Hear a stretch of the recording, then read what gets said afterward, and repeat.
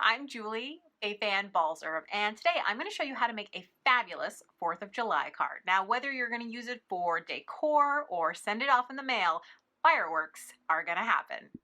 I'm here in Canvas Workspace for Mac, and if you haven't updated, then you should go ahead and download the update. Because as you can see, one of the updates is that you now have access to all of these Canvas projects along with your pattern collections and all of your premium things too, like rhinestones, etc., etc. But what we're actually going to do today is we are making a 4th of July card. So I'm looking through all of these different designs because you don't have to start from the very beginning when you start a project. Sometimes you can start with something that already exists and really make it fit your needs. So I'm looking through to see what might fit my needs. And after a little bit of scrolling, I can see that I have this New Year's card. So let me click on that. So you can see the New Year's card now. Fireworks are great for 4th of July, so I really just need to change what it says here, and this will fit perfectly for my 4th of July. Probably also change the colors of the fireworks to something a little more patriotic, a little red, white, and blue, something like that. So what I'm going to do is I'm going to go ahead and this is the part I want to edit. You can see that there's 3 different parts to the card, right? The part I want to edit is this part here that has that whole Happy New Year 2018. So I'm going to click on that. Now it doesn't look like anything happened, but if I move this window, you can see that it imported to my mat. So I'm going to go ahead now and just close this window. And here it is on my mat. So let's just make this a little bit bigger. Now, a couple important things to notice. So I'm going to click on this and I'm going to go over to the layers palette. And you can see that it's indicated that this is a group. So I'm going to click the arrow to open the group. And I'm going to click the eyeball so that I can see what's what. So that looks like that's all the perforation lines. And this looks like it's all of that stuff that's meant to be drawn on there. But it's all stuff that I don't necessarily need right this second because it has the wrong date. But I might want those little lights, meaning the windows. So I'm actually going to click the down arrow there, and I can see that this is now made up of 2 groups. So I'm going to click again to see which is which. Well, that's 2018. I know that I don't want that, so I can click on it and then hit delete, and it's just going to delete that part. I will need to open the group up again, and now I can see all of these shapes. Happy New Year, and then I believe if I click the toggle the visibility here, you'll see these are the little squares that let you see. So I don't want the Happy New Year.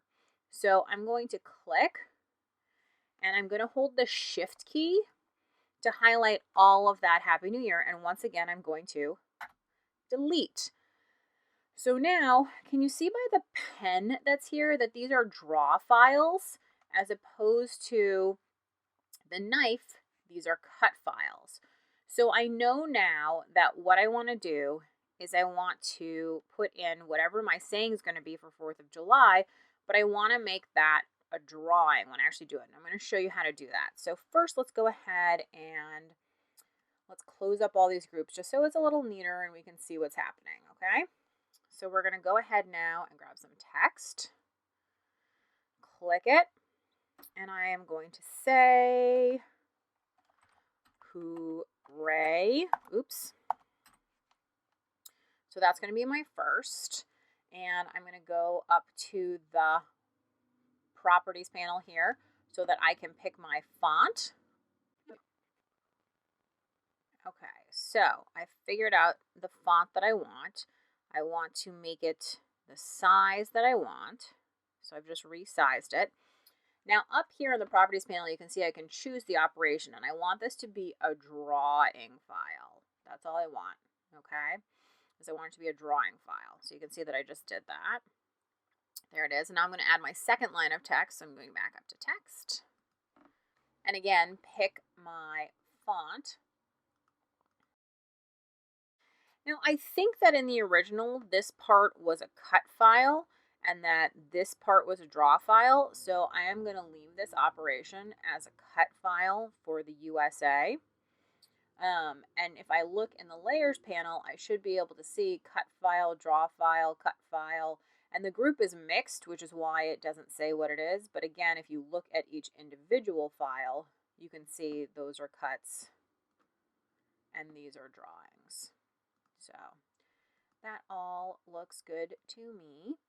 So looks like I am ready to go ahead and send this over to my ScanNCut. The only thing that I might want to do first, actually is two things, is one, I might want to make sure to select all the parts of just this one side here, not the black piece on the other side, and group them, which would be Command G, again, because I'm on a Mac. And now I have just like one big group because now I can move these pieces and this all moves as one, which is important. The other thing I might want to do is save this. So if I go to File and I save it, I can save it as 4th of July. Now notice that it saves it as CWPRJ. That's Canvas Workspace Project. That is not a file that your ScanNCut can read. This is only a file the Canvas Workspace can read. So again, this is not a file that your ScanNCut can read. If you want to save it for your ScanNCut, you have to use a different method. This is just saving it in case you want to work on it. So now to transfer it over to our ScanNCut, we can say transfer FCM file via the internet. Export FCM file would be if you wanted to save it as an FCM, like to a USB thumb drive or something like that. So I'm going to choose transfer FCM file via the internet. It says that my registered machine is ready to download it. So we can head to the machine and go ahead and both cut and draw this file. So I'm here with my ScanNCut, and I also have my tablet here because I want to be able to reference the instructions from the original cut file. So I'm just going to grab that cut file. So this PDF is what I'm after.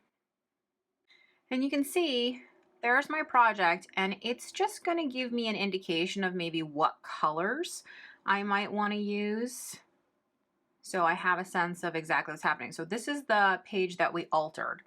And you can see that what you want to do is you want to go ahead and fill out, meaning you want the machine to fill those parts that are drawing files. So I'm going to show you how we're going to do that.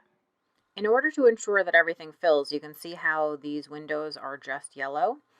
I want to make sure that the hooray fills. So I'm going back in here into actually the layers palette, and I'm going to open this up. And there is my hooray text. That's the only thing that's highlighted. So now I can go back up to properties and I can fill it. It can be any color you want. If you want to match it to that yellow, you certainly can. And if you want, you can also match the line to that same color, but it doesn't really matter because the ScanNCut is going to fill it with whatever pen you use. But now this is filled, so we are going to go ahead and send it on over.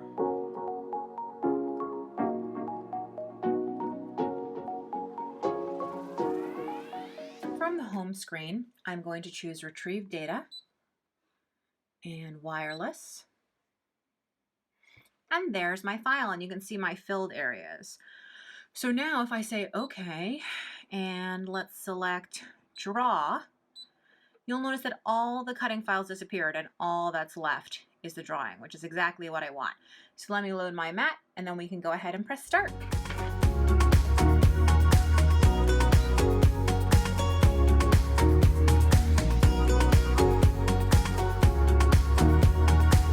Now we're not cutting, we're drawing, so I'm going to remove my blade. And I'm going to go ahead and use the universal pen holder and a sort of a gold sparkly gel pen to do my drawing. If you'd like more information on the universal pen holder, you can watch my video all about it. But I'm just going to pop that into the because the blade carriage, rule number 1, make sure that the Brother logo faces you, and this should go in super easy. If you have any trouble with it or if you feel like you're forcing it, try again. So that's in, it's ready to go, and I can just go ahead and press start.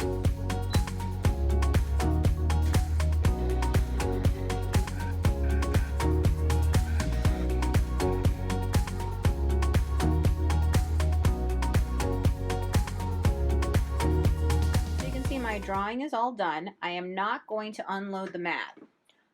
All I'm going to do is take out the universal pen holder, and I do want to cap my pen just because I like to take care of my stuff. But then I'm going to go ahead and I'm going to put the blade in. From the screen, I'm going to choose Cut. You'll notice that all the drawing lines disappear, so this is just going to be cutting, which is exactly what I want, and then I can go ahead and press start.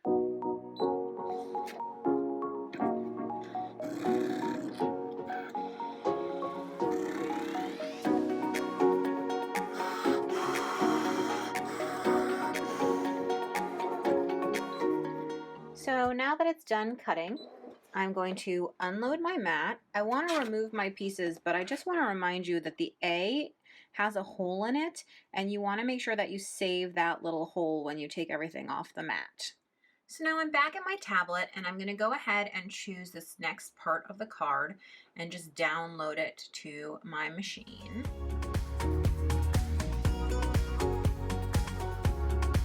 So yes, we're finished cutting. And then we're gonna go, I'm just selecting the home button here, say okay, and we're going to retrieve data wirelessly. And now my new cut file is here, and you will notice that it is a group, so you can move it anywhere that you want. The other thing that you'll notice is when I say okay, if I select draw, there is a portion of it that's drawing. And if I select cut, obviously those lines disappear. So we want to draw first, and we're going to use the same pen that we did before.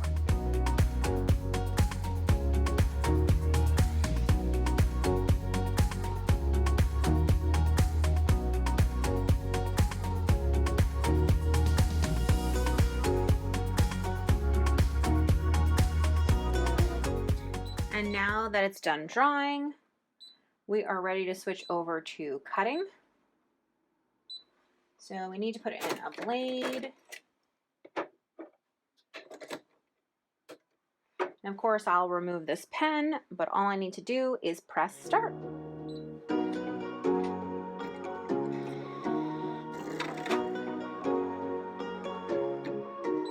So now that it's done cutting, I'm going to, again, remove this carefully from the mat, and then put it aside, clean off my mat, and we'll move on to the third section.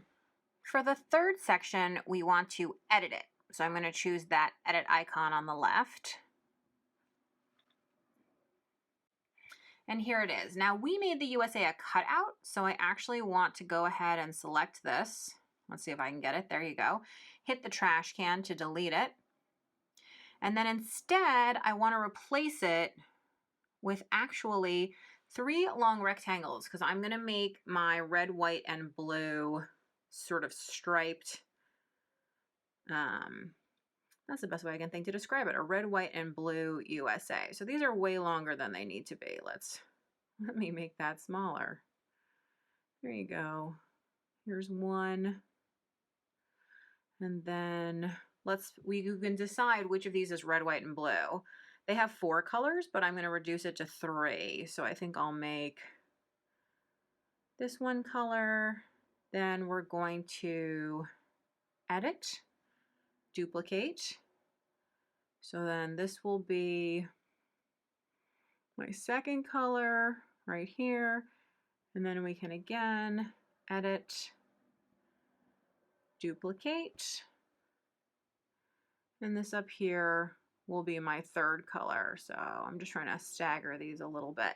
So now I'm going to place my paper onto the mat so that it's red, white, and blue, or red, white, and blue. It doesn't really matter, but just so that there's 3 colors on the mat. Now, if you're using a ScanNCut DX, you want to make sure that the paper that you're using, it can be different colors, but it has to be the same weight.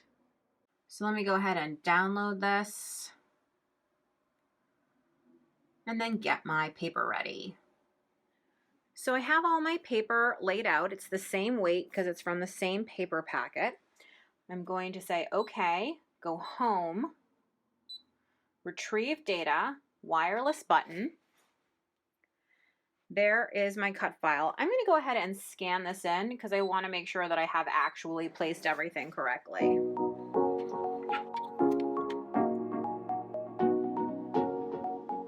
So I can see it here on the screen. And everything looks pretty good. If I want to make any adjustments, I can, but everything looks pretty good. So that means I'm just gonna go ahead and say, okay, and cut, and start.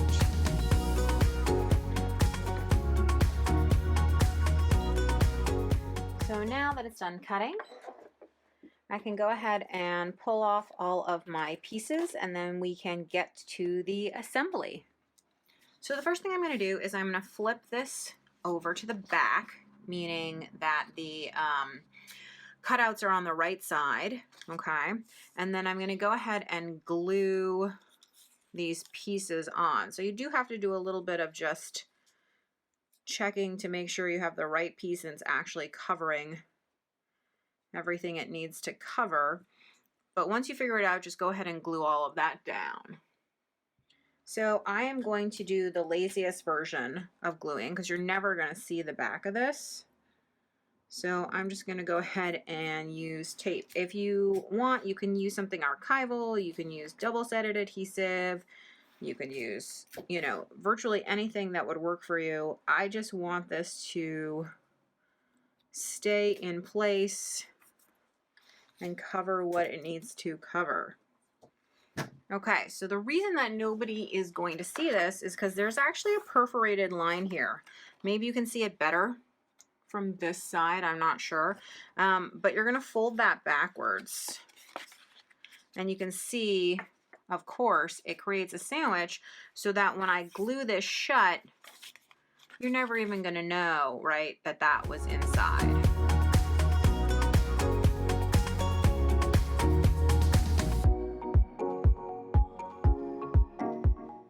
So here are my beautiful fireworks. Now, one of the suggestions that the instructions make, which I really like, is to take a silver ink pad. I don't have a silver ink pad, but I have a white one. They also want you to use a sponge dabber. I didn't have any, but I have a cosmetic wedge sponge. And actually, let me put a piece of scrap paper under here.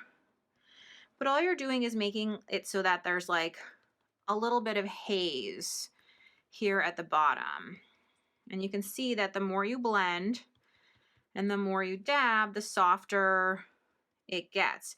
You can even rub in little circles if you like. I'm a tapper, so I like the tap, tap, tap method. But you can see you're just looking for a little bit of that nice, like, hey, smoke from the fireworks. So it looks great. And if you want to go a little bit darker, remember with ink that layering is the key. So just layer on a little extra, but I like the way that looks. That looks great. Okay, so we're ready to move on. Here is our hooray piece. There is a perforation line here, and this city is gonna fold towards me right on that perforation line. And then I like to use my scraper tool to go ahead and really crease that. You can also use your thumb. That's a perfectly good tool too. But you can see you want it to stand up. The other thing is there are two more perforations on here. One here and one here. And we want to fold both of those also towards us. Your scraper tool, again, almost acts like a bone folder. And again, the last time. Nice, clean folds, right? Isn't that cool? So also we need to deal with this USA before we get much further. So remember these rectangles. And I knew I wanted to do red, white, and blue. I should probably do red, white, and blue. So they don't need to be perfect. And again, nobody's gonna see the back. So we're gonna just put them together with a little bit of tape.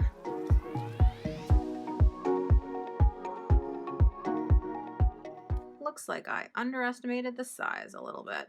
There you go. So I'm gonna need to trim off the bottom here. So I would recommend measuring this to see how big it should be, but you get the gist of it. So let me just trim off that little bit of blue at the bottom. There you go. You can see your red, white, and blue when you have it how you want it. And you sort of have fussed with it to get it exactly right. Then you want to go ahead and tape it into place. I might do a slightly better job here at the bottom with some double-sided adhesive just because it's very close to the edge. There we go.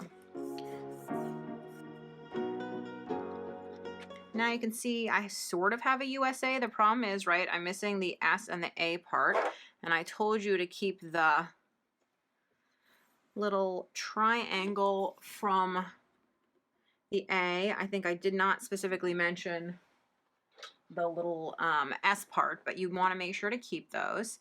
And then we're going to go ahead and glue those in. So for those, I think I'm going to use some double-sided adhesive. So for little pieces like this, I like to use my Brother reverse grip tweezers because you can see they can grab that. This is a double-sided adhesive sheet. So I just put down my pieces. Then I can rub with my thumb or with the scraper tool. And little adhesive dots are being applied. Then I can use my tweezers.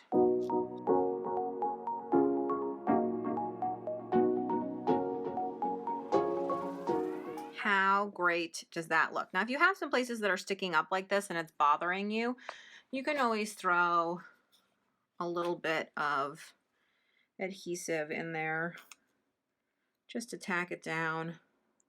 You can see that I use a mixture of adhesives. I think that's pretty normal.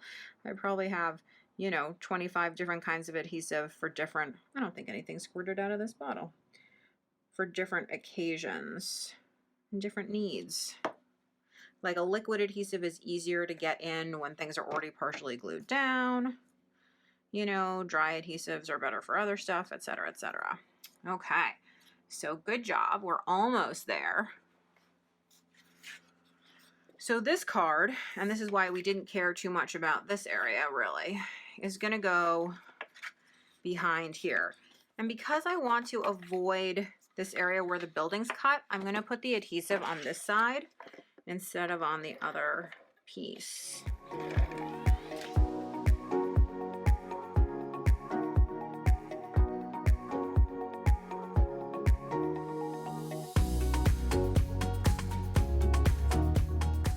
Looks pretty good so far. So now we are ready to finish our assembly. So essentially this goes right here behind the building. Can you see that? It's sliding right in behind the building.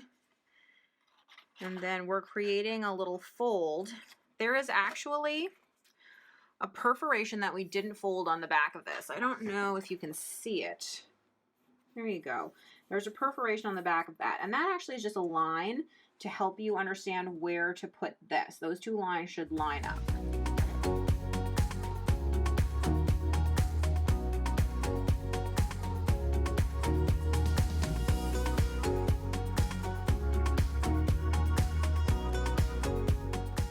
So here you go. Here's my finished card. I love the way that it turned out. You can see the side profile here. And if you wanted to send this to somebody, you could obviously just fold it over like so and put it in an envelope. Or if you just wanted to trot it out as 4th of July decor every year, You could do that too, but I think it looks really cool. It would be a neat centerpiece, and those fireworks look totally amazing. So I hope you enjoyed this project, and I hope you'll give it a try. Thanks so much for watching. For more tips, tricks, and tutorials, I hope you'll check out my blog at balzerdesigns.typepad.com. Remember to subscribe to my YouTube channel, and of course, don't forget about the ScanNCut website at scanandcut.com.